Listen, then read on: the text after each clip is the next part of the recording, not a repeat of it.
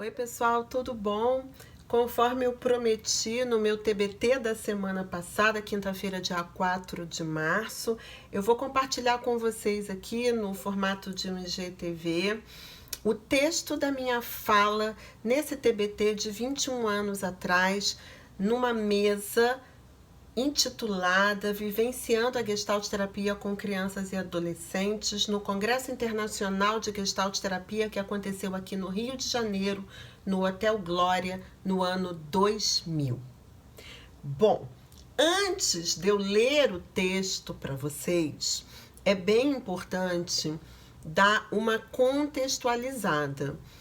É muito importante também que vocês não façam muitas expectativas em relação ao texto. Primeiro, porque ele não é um texto grande, já que eu estava fazendo parte de uma mesa com mais 3 pessoas, e geralmente numa mesa em congresso a gente acaba tendo muito pouco tempo para falar.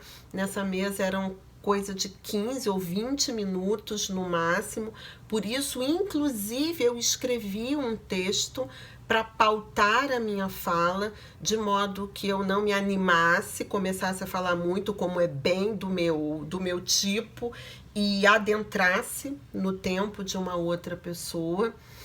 E ao mesmo tempo, né, que não é um texto muito grande, para quem me conhece, para quem já leu o meu livro, para quem me acompanha, para quem é meu aluno, né, para quem leu o Gestalt Terapia com Crianças, Teoria e Prática e algumas outras coisas que eu escrevi, principalmente as minhas falas, as minhas aulas, os meus minicursos, as minhas lives, ao ouvir o que estava escrito ali, vocês vão reconhecer uma série de falas minhas, uma série de frases que, na verdade, são frases minhas até hoje e que até hoje permanecem na minha forma de transmitir a Gestalt Terapia com crianças e na minha forma de fazer Gestalt Terapia com crianças.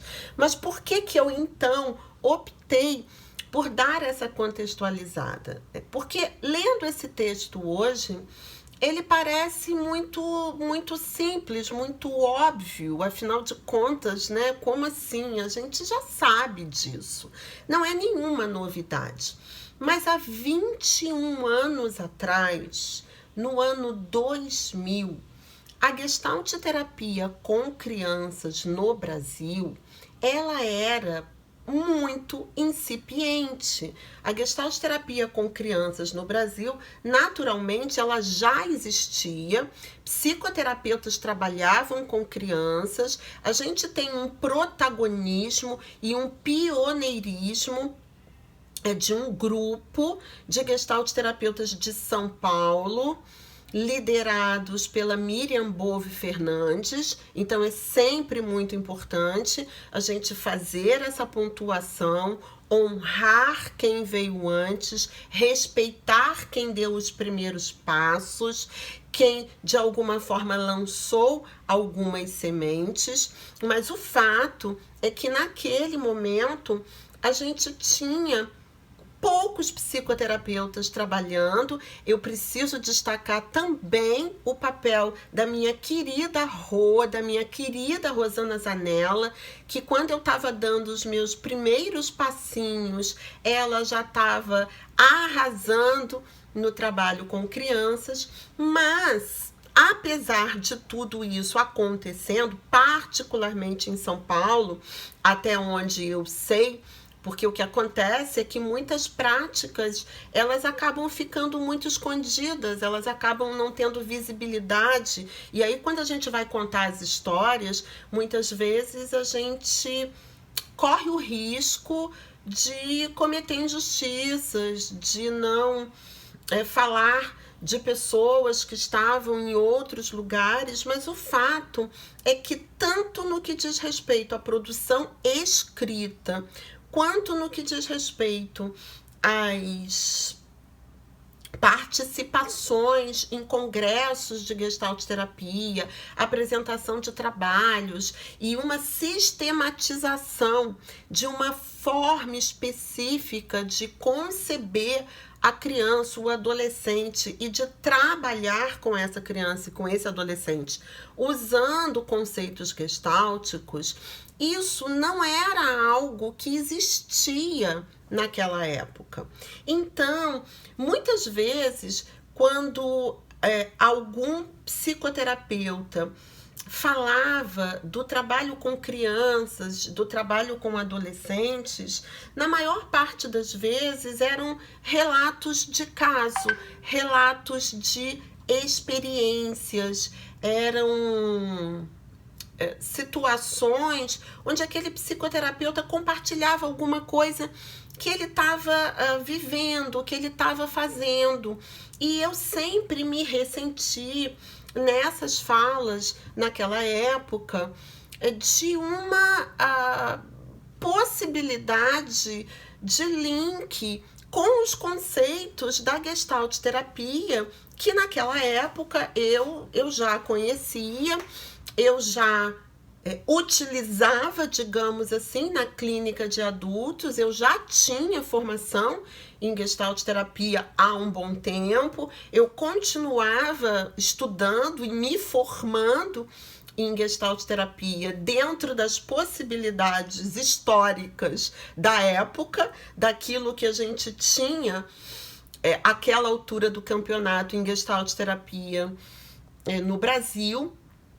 Mas eu não via isso de uma forma mais explícita na clínica com crianças e adolescentes. E aí, na medida em que eu fui convidada para participar dessa mesa, e essa mesa foi no ano 2000, foi um congresso organizado aqui no Rio de Janeiro, e eu devo o convite, eu não me lembro mais quem era a organização, né? E de onde veio o convite, ou sei lá quem pensou na minha presença ali, mas eu lembro que em 1999, no ano anterior, nós havíamos vivenciado um congresso nacional de Gestalt terapia em Goiânia, e eu levei um mini curso para esse congresso,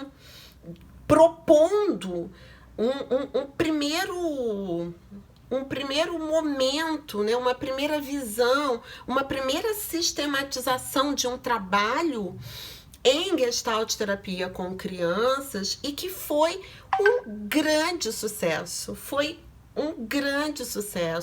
Eu lembro que eu precisei conseguir uma outra sala no período da tarde, porque as pessoas que estavam no meu mini curso pediram que eu continuasse falando daquilo que eu estava falando. Foi nesse mesmo congresso que eu conheci, que eu fiz o contato com a pessoa que depois, alguns anos depois, me convidou para escrever o livro Gestalt terapia com crianças, teoria e prática. Ou seja, a participação nessa mesa no ano 2000, ela diz respeito a um trabalho que vinha sendo feito antes, onde eu ia colocando a minha cara a tapa, onde eu ia para os congressos de Gestalt terapia, que ninguém me conhecia, ninguém sabia quem eu era, quem é essa Luciana das Coves, lá do Rio de Janeiro, e eu propunha os trabalhos, eu ia lá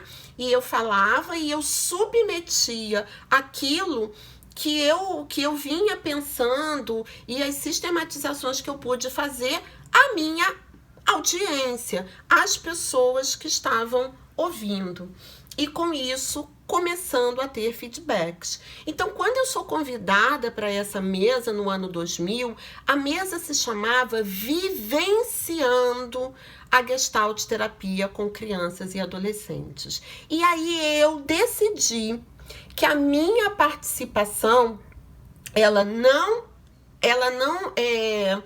caminharia por uma coisa que era muito típica na época e que até hoje, dada algumas circunstâncias e dependendo da proposta, ainda se apresenta, mas que era muito típico na época, que era justamente as pessoas relatarem a sua experiência, o que significa falar dos seus sentimentos, do seu parecer, do seu atravessamento pela clínica com crianças. Mas eu, naquele momento, eu tinha inclusive uma certa implicância com esse tipo de fala. Hoje eu tô bem mais light, né? Muito mais light, muito mais integradora, né? Ao invés de polarizadora.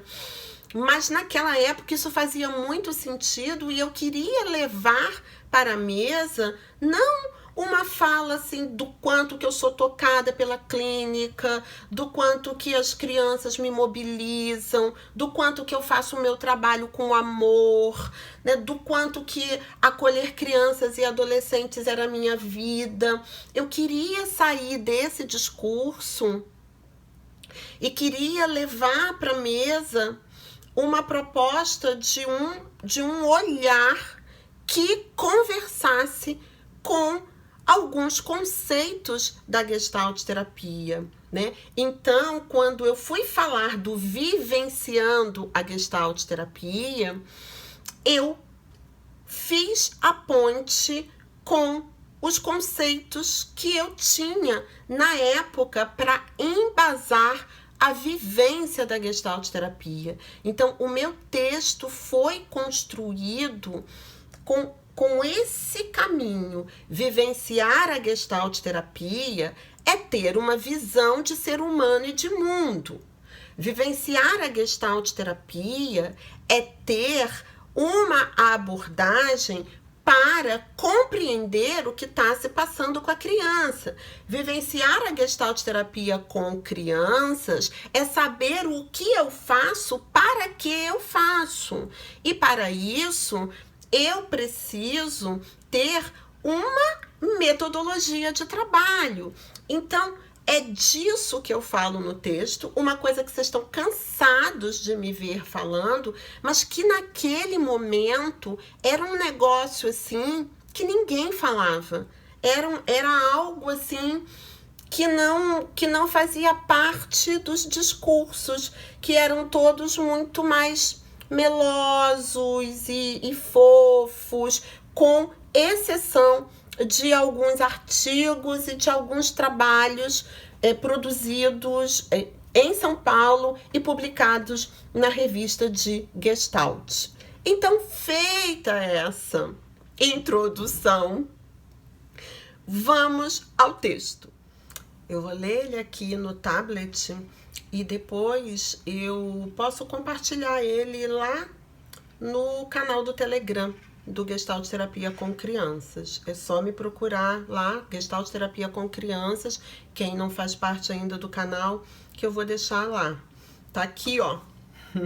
Eu passei pro tablet, depois eu vou passar também a fotozinha do arquivo, né, que eu achei no computador ano de 2000. E aí, o título é Vivenciando a Gestalt terapia com crianças e adolescentes. Uma pessoa falou, outra pessoa falou, terceira pessoa falar, eu. E aí eu começo assim. Vivenciar Gestalt terapia com crianças e adolescentes é, antes de tudo, compreender a diferença básica entre a psicoterapia de crianças e a psicoterapia de adultos. E por que começar assim, minha gente? Porque o que eu mais via eram pessoas sem o menor conhecimento de criança, pessoas sem o menor conhecimento das especificidades da clínica com crianças, se dispondo a atender crianças simplesmente porque elas apareceram no consultório. E entendendo que atender criança é só fazer uma psicoterapia de adultos adaptada com uns brinquedinhos, né? Então, era isso aí que eu queria pontuar. E aí eu continuo. Na psicoterapia de crianças, encontramos um predomínio da linguagem lúdica em detrimento da linguagem verbal, importante função de contato que aos poucos vai se desenvolvendo, mas que nas crianças encontra-se ainda em desenvolvimento. Compreender essa diferença básica nos permite alcançar a criança onde ela se encontra, sem esperar ou forçar outras formas de expressão e ou comunicação que não seja lúdica, ou seja, através de brinquedos, brincadeiras, jogos e materiais não estruturados. Portanto, é fundamental que não esperemos que a criança coloque suas coisas, traga suas questões ou qualquer outra coisa através da linguagem verbal. Crianças não gostam de perguntas e todas as intervenções precisam ser absolutamente lúdicas. Vivenciar GT com crianças e adolescentes é não nos desvincularmos da visão de ser humano que embasa o nosso trabalho. Sendo assim, vivenciar a Gestalt terapia é não esquecermos das bases holísticas de nossa perspectiva de ser humano. A criança é vista como uma unidade e só assim pode ser vista. Toda e qualquer manifestação da criança a representa, traduz a sua única forma possível de ser e estar no mundo nesse momento.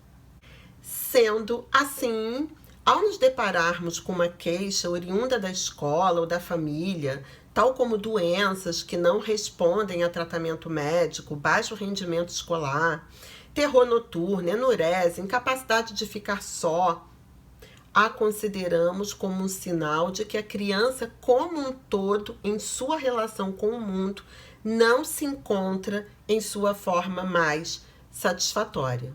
Isso significa que não focalizamos o sintoma como um problema em si, que necessita ser resolvido, mas como uma forma criativa alcançada pela criança com os recursos que dispõe de assinalar suas dificuldades de interação com o meio do qual ela faz parte.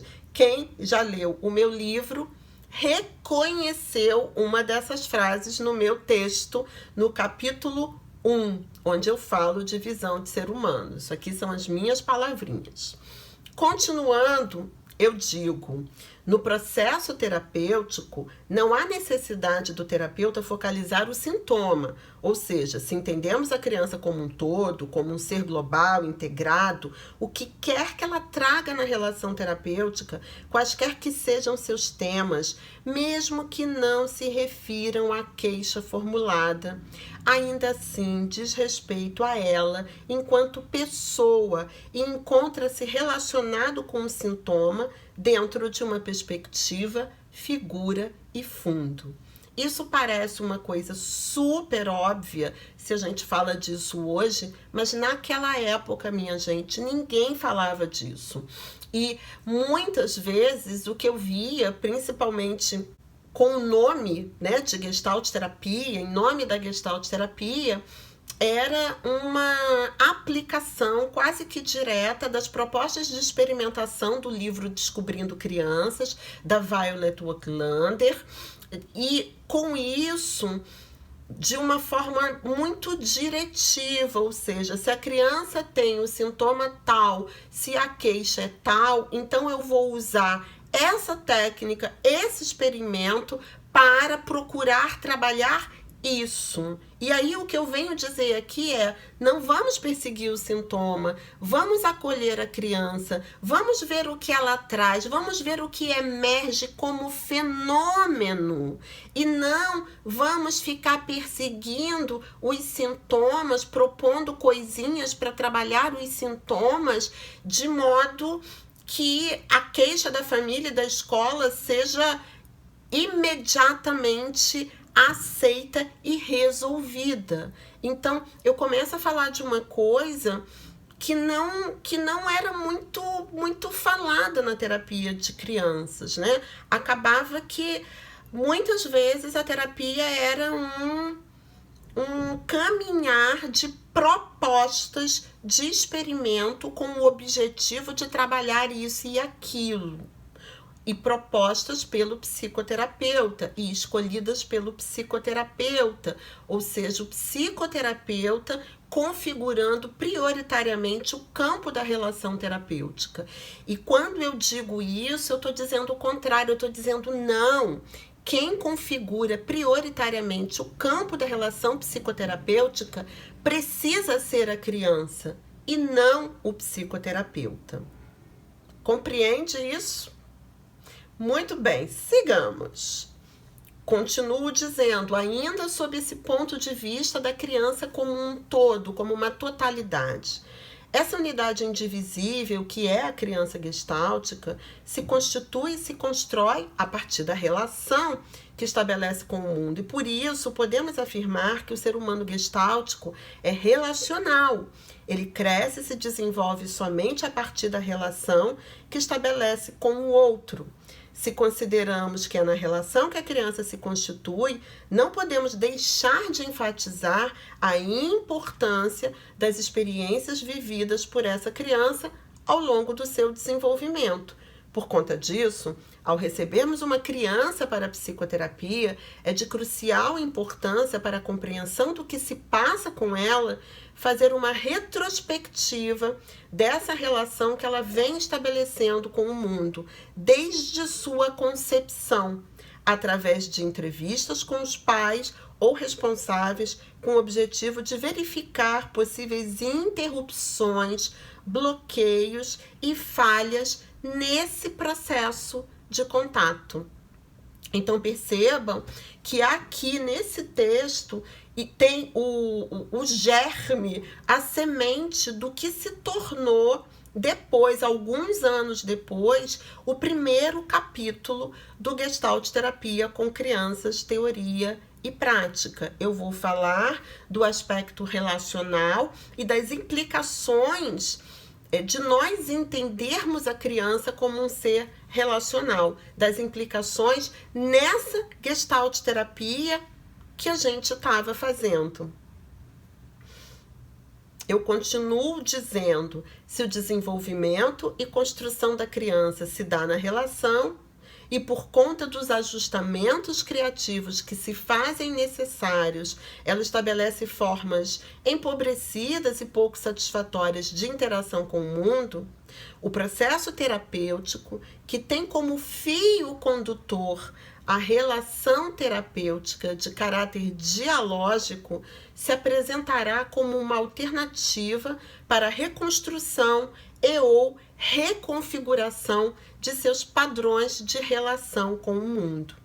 Sob esse ponto de vista, a relação terapêutica é percebida como instrumento de cura, como um fenômeno interativo facilitador da emergência de formas mais saudáveis e satisfatórias de interação com o meio. Essa relação facilitadora se estabelece regulada pelos princípios básicos da aceitação, do respeito e da permissividade com limites, tais como estabelecidos por Axline. Nesse momento, eu faço uma referência a Virginia Axline, autora de Gibbs, Em Busca de Si Mesmo, e de um outro livro clássico dentro da psicoterapia infantil, que é o Ludoterapia.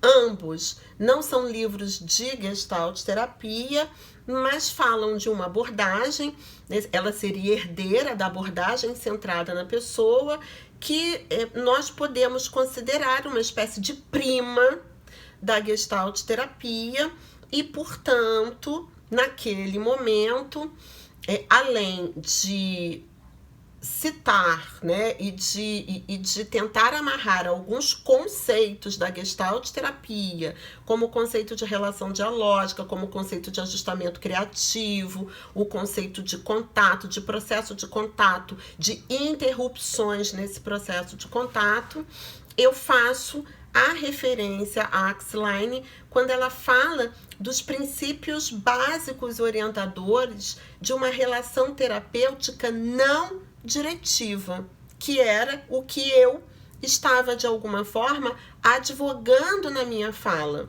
E advogando na minha fala, tentando fundamentá-la numa visão de ser humano gestáltica. Eu continuo, então, ainda falando desta visão de ser humano, dizendo assim, esta visão da criança que sofre influências e também modifica o seu meio, se reveste de importantes implicações no trabalho terapêutico. Ela não está completamente à mercê do mundo e possui um potencial para crescer e mudar, o que influencia particularmente o prognóstico da terapia. Assim, constatamos também consequências dessa perspectiva na postura terapêutica, que será a de trabalhar para a liberação dos recursos que a criança potencialmente já possui. E também na metodologia de trabalho, deixando que ela, criança, elabore suas questões sem oferecer soluções e interpretações prontas. Estamos nos referindo ao que, a partir de agora, chamamos de método fenomenológico, tal como apontado por Gary Yontef, um autor gestalt terapeuta norte-americano, que se constitui, método fenomenológico, segundo Yontef, em um método fundamentalmente descritivo, em detrimento de um método interpretativo de abordagem do ser humano. Dessa forma, no processo terapêutico, essa possibilidade de ação e transformação é facilitada e respeitada, o que implica em uma postura de não diretividade por parte do terapeuta, que intervém com suas técnicas somente no sentido de expandir, desenvolver, desenrolar, esmiuçar e ampliar o tema trazido pela criança através dos recursos por ela escolhidos. E assim termina o texto base da minha fala.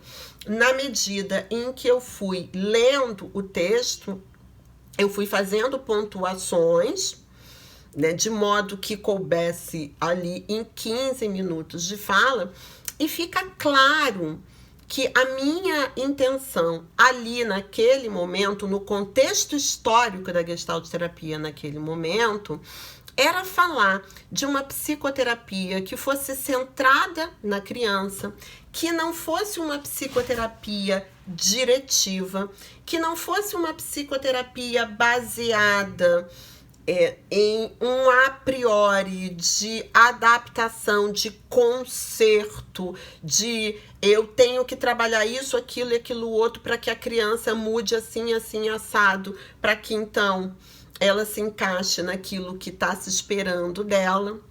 Ao mesmo tempo, e nesse finalzinho aí, isso fica bem claro, que eu estou fazendo uma crítica ao uso da técnica pela técnica.